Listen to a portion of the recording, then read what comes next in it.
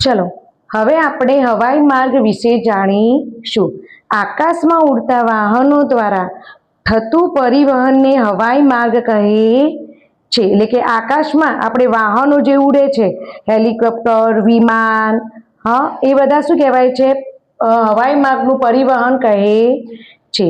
આ પરિવહનનો સૌથી ઝડપી માર્ગ છે અને લાંબા અંતરની મુસાફરી ખૂબ જ ઓછા સમયમાં પૂરી કરવા માટે વપરાય છે। એટલે કે આપણે જો હવાઈ પરિવહન એટલે કે હવાઈ માર્ગનો ઉપયોગ કરીએ છીએ તો ત્યાંથી આપણે ઝડપી પહોંચી જવાય છે અને લાંબા અંતરની જે મુસાફરી છે આપણે થોડા સમયની અંદર પૂરી કરી શકીએ છીએ। એટલે કે એક દેશથી બીજા દેશ અથવા કોઈ રાજ્યમાં આપણે જવું હોય તો વિમાનની મુસાફરી દ્વારા આપણે જઈ શકીએ છીએ। અને અન્ય માર્ગોની સરખામણીમાં આ જે હવાઈ માર્ગ છે આપણને મોંઘો ગણાય છે। વિમાનનો ઉપયોગ મુસાફરો અને હલકા ભારે માલ સામાનની ઝડપી હેરફેર માટે ઉપયોગ થાય છે। એટલે કે વિમાનનો ઉપયોગ મુસાફરોને લઈ જવા અને લાવવા માટે અને હલકા અને ભારે માલ સામાનોને આપણે ઝડપી પહોંચાડવા હોય તો આપણે હવાઈ માર્ગ દ્વારા તે સામાન અથવા મુસાફરોને પહોંચાડી શકીએ છીએ। હેલિકોપ્ટરનો ઉપયોગ ટૂંકા અંતર માટે અને ખાસ કરીને પહાડી કે દુર્ગમ વિસ્તારોમાં બચાવ કામગીરી માટે થાય છે। એટલે કે આપણે જેમ કે કોઈ બચાવ કામગીરી કરવી હોય, કુદરતી આપત્તિ હોય કે એવું હોય, અથવા દુર્ગમ અથવા છેવાડાના વિસ્તારો અથવા પહાડવાળા જે વિસ્તારો છે જ્યાં આપણે ઝડપથી જવું હોય તો તે આપણે હેલિકોપ્ટરનો ઉપયોગ કરીને આપણે તે કામગીરી કરી શકીએ છીએ। રોકેટનો ઉપયોગ પૃથ્વીના વાતાવરણની બહાર અવકાશમાં ઉપગ્રહો અને અવકાશયાત્રીઓ મોકલવા માટે થાય છે। એટલે કે આપણું જે પૃથ્વીનું વાતાવરણ છે એ વાતાવરણની બહાર જે અવકાશ આવેલું હોય છે એ અવકાશની અંદર આપણે ઉપગ્રહો અને અવકાશયાત્રીઓ જે શોધખોળો માટે જાય છે તો તેમાં આપણે એ ઉપગ્રહો અને અવકાશયાત્રીઓ આપણે રોકેટ દ્વારા મોકલીએ છીએ। તો રોકેટનો ઉપયોગ ઉપગ્રહો અને અવકાશયાત્રીઓ મોકલવા માટે કરવામાં આવે છે। ભારતમાં સૌપ્રથમ વખત હવાઈ માર્ગથી ટપાલ સેવાની શરૂઆત ઈસવીસન 1911માં અલ્હાબાદથી નૈના વચ્ચે થઈ હતી। એટલે કે આ ટપાલ સેવાની જે શરૂઆત થઈ, પરંતુ હવાઈ માર્ગ એટલે કે વિમાની સેવાઓ દ્વારા જે ટપાલ મોકલવામાં આવતી હતી તેની શરૂઆત 1911માં અલ્હાબાદથી નૈના વચ્ચે શરૂ કરવામાં આવી હતી।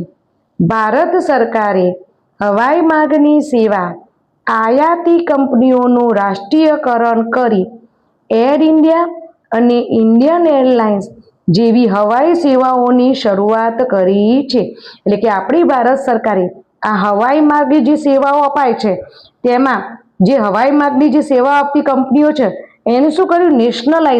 નેશનલાઇઝેશન કર્યું, એટલે કે રાષ્ટ્રીયકરણ કર્યું। અને રાષ્ટ્રીયકરણ વાળી બે કંપનીઓ કઈ છે?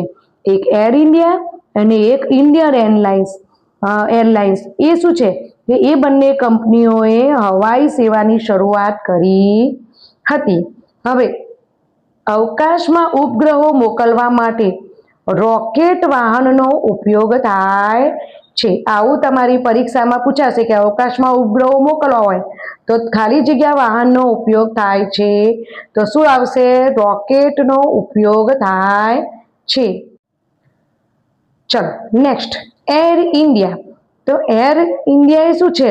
એક એર કોર્પોરેશન એક્ટ હેઠળ ચાલતી એક કંપની છે। તો કે એર ઇન્ડિયા એ કયા એક્ટ હેઠળ ચાલે છે? તો એર કોર્પોરેશન એક્ટ હેઠળ એર ઇન્ડિયા કંપનીની સ્થાપના કરવામાં આવી છે। અને આ એર ઇન્ડિયા છે એ વિશ્વના મોટાભાગના દેશોની અંદર એ હવાઈ માર્ગની અથવા વિમાની સેવા આપે છે। ઇન્ડિયન એરલાઇન્સ, તો એ ઇન્ડિયન એરલાઇન્સ એ એર કોર્પોરેશન એક્ટ હેઠળ આ કંપનીની સ્થાપના કરવામાં આવી છે। હવે આ ઇન્ડિયન એરલાઇન્સ છે એ શું કરશે? પાડોશી દેશો અને દેશ વચ્ચેના જે આંતરિક વ્યવહાર છે તેના માટે આ ઇન્ડિયન એરલાઇન્સ સેવાઓ પૂરી પાડે છે। ભારતમાં એરપોર્ટ ઓથોરિટી ઓફ ઇન્ડિયા દ્વારા એરપોર્ટનું સંચાલન કરવામાં આવે છે. એટલે કે ભારતમાં જે એરપોર્ટો આવે છે તો તેનું સંચાલન કોણ કરે છે? તો AAI એટલે કે એરપોર્ટ ઓથોરિટી ઓફ ઇન્ડિયા નામની જે સંસ્થા છે એ આ બધા ભારતમાં આવેલા એરપોર્ટોનું સંચાલન કરે છે. ઓકે, ચલો નેક્સ્ટ. હવે આવ્યું પાઇપલાઇન અને રોપવે. એટલે કે પાઇપલાઇન દ્વારા પણ વાહન વ્યવહાર અથવા પરિવહન થાય છે અને રોપવે દ્વારા પણ પરિવહન કરવામાં આવે છે. તો પાઇપલાઇન દ્વારા કેવી રીતે પરિવહન થાય? તો કે સડક, જળ અને વાયુ પરિવહન બાદ પાઇપલાઇનને પરિવહનનું ચોથું માધ્યમ ગણવામાં આવે છે. એટલે કે આપણે પહેલા ભણ્યા સડક માર્ગ, પછી બીજો જળ માર્ગ, ત્રીજો હવાઈ માર્ગ એટલે કે વાયુ માર્ગ અને ત્યારબાદ પાઇપલાઇનને આપણે ચોથું માધ્યમ ગણવામાં આવે છે. તરલ પદાર્થો અને ગેસ. તરલ પદાર્થો એટલે કે જે પદાર્થો પ્રવાહી સ્વરૂપે હોય તેવા, જેમ કે તેલ છે, પેટ્રોલ છે, ડીઝલ છે, એવા તરલ પદાર્થો અને ગેસ જે લાંબા અંતરના પરિવહનો છે તેના માટે પાઇપલાઇન એ શ્રેષ્ઠ માધ્યમ છે. એટલે કે આપણે પેટ્રોલ, ડીઝલ, પછી ગેસ એની પાઇપલાઇનો હોય તો હવે અત્યારે આધુનિક જમાનામાં દરેક ઘર દીઠ ગેસની પાઇપલાઇન આવી ગઈ છે. તો આપણે જે ગેસના સિલિન્ડર છે એના બધામાં ગેસની પાઇપલાઇન છે. તો એ પાઇપલાઇન શું છે કે લાંબા અંતરની જે મુસાફરીઓ છે, લાંબા અંતરનું જે પરિવહન છે, જે તરલ પદાર્થો અને ગેસ એ ઘર દીઠ મોકલવા માટે પણ આ પાઇપલાઇન શ્રેષ્ઠ માધ્યમ છે.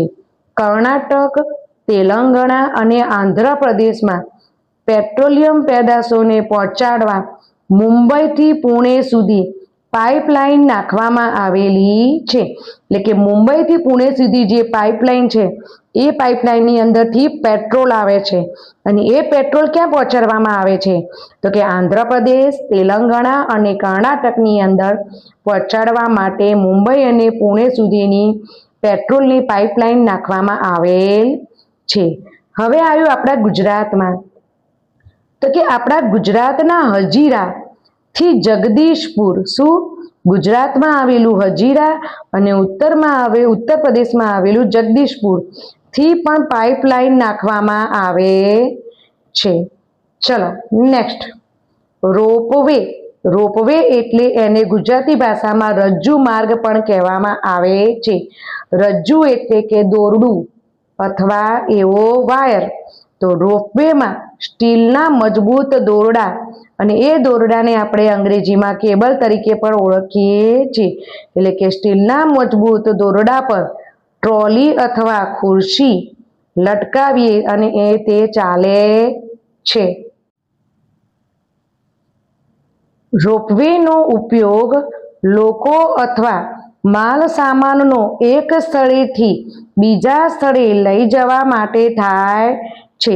એટલે કે પર્વતવાળો અને કોઈ દુર્લભ વિસ્તાર હોય જ્યાં આપણે ઊંચો કે ઢોળાવવાળો અથવા ચઢાવવાળો હોય તો એવા વિસ્તારમાં જો આપણે લોકો એટલે કે માનવીઓને અને માલ સામાનનો આપણે ઉપયોગ એક ઊંચે લઈ જવો હોય તો તેના માટે રોપવેનો ઉપયોગ થાય છે.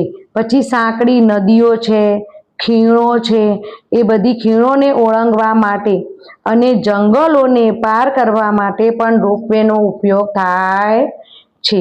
અને આ રોપવેનો ઉપયોગ કરવાથી સમય અને ઈંધણ બંનેની બચત થાય છે. જેમ કે આમ પર્વતવાળા વિસ્તારો છે તો તેમાં અહીંયા નીચેથી કોઈ ઉપર આપણે કોઈ ભારે વસ્તુ અથવા જે પ્રવાસન સ્થળે જે પ્રવાસીઓને ઉપર લઈ જવા છે તો તેના માટે શું કરીશું? રોપવે દ્વારા.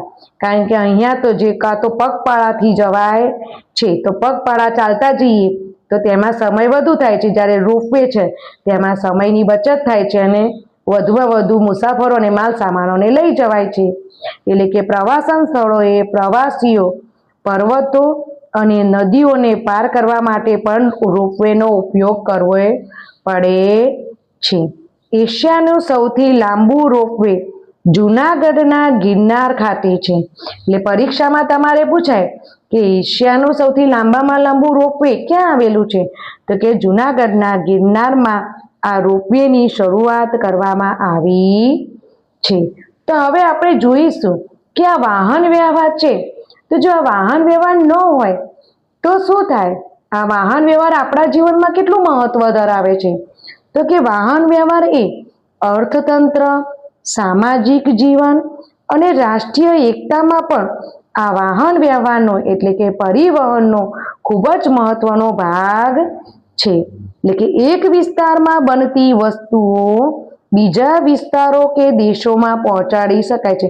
એટલે કે આપણા ભારત દેશમાંથી આપણા ગુજરાત રાજ્યમાંથી કોઈ વસ્તુ બને છે, તો તે વસ્તુને આપણે કોઈ બીજા રાજ્ય અથવા દેશમાં મોકલવી છે, હા, અથવા કોઈ ગામડામાં કોઈ વ્યવસાય હોય તો તમે શહેરમાં કે તેનું માર્કેટિંગ કરો છો, તો ત્યાં આપણે પહોંચાડી શકો છો. તો તમે શાના દ્વારા પહોંચાડી શકો છો?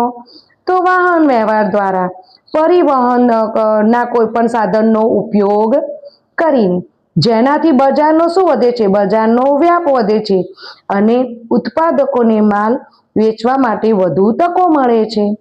તેવી જ રીતે ખેડૂત પોતાનો પાક ઝડપથી બજાર સુધી પહોંચાડી શકે, જેથી પાક બગડે નહીં અને એ પાકનો તેને યોગ્ય ભાવ મળે.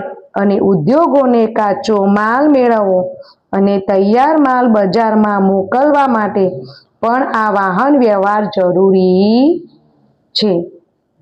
વાહન વ્યવહાર ક્ષેત્રે ડ્રાઈવર, પાયલોટ, ખલાસી વગેરે લાખો લોકોને પ્રત્યક્ષ અને પરોક્ષ રોજગારી પૂરી પાડે છે. એટલે કે વાહન વ્યવહાર દ્વારા કઈ રોજગારી પૂરી પડે છે? તો કે ડ્રાઈવર એટલે કે કોઈ ગાડી વાહન ચાલક છે, તો તે ડ્રાઈવર ગાડી ચલાવી અને ડ્રાઈવરની નોકરી કરી અને તે પોતાનું જીવન ચલાવી શકે છે. પાયલોટ જે વિમાન ચલાવે, પછી નૌકા તો જે ખલાસી છે, જે નૌકા ચલાવે એને ખલાસી કહેવાય. આવા લાખો લોકો પ્રત્યક્ષ અને પરોક્ષ રીતે રોજગારી પૂરી પાડે છે. પછી જ્યારે કટોકટીનો સમય હોય ત્યાંને કટોકટીનો સમય હોય અથવા એમ્બ્યુલન્સ એ જીવન બચાવવા માટે પણ ઉપયોગી બને છે. પછી પૂર, ધરતીકંપ અને અન્ય આપત્તિ સમયે અસરગ્રસ્ત વિસ્તારોમાં આપણે ઝડપથી રાહત સામગ્રી પહોંચાડવા, દવાઓ પહોંચાડવા, બચાવ ટુકડીઓને પહોંચાડવા માટે પણ આપણે વાહન વ્યવહાર જરૂરી બની જાય છે.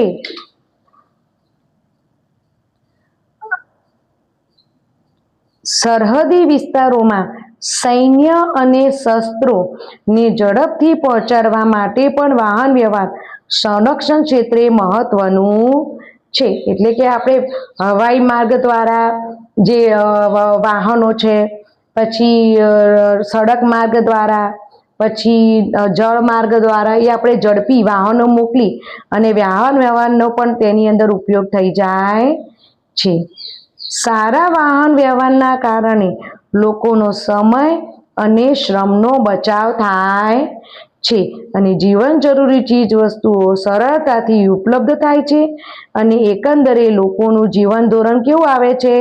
ઊંચું આવી જાય છે.